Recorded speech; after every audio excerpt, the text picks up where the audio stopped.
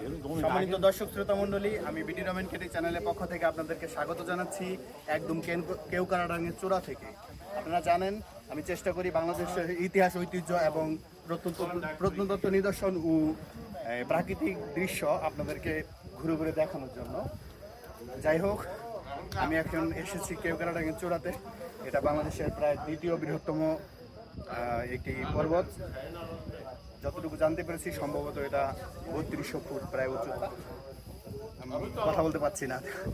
এখন আপনারা দেখতে পাচ্ছেন আমি মেঘের ভিতরে আছি, আমার গায়ে এসে মেঘ লাগছে। মেঘের অনুভূতিটা অন্যরকম। আমি অনেক পাহাড়ে উঠেছি, এত উচ্চতা উঠতে আমার অনেক কষ্ট হয়েছে, আমি কথা বলতে পারছি না। যাই হোক, ধন্যবাদ জানাচ্ছি আমার চ্যানেলের পক্ষ থেকে আপনাদের সকলকে। একটু ভিউটা দেখানোর চেষ্টা করবো আপনাদেরকে।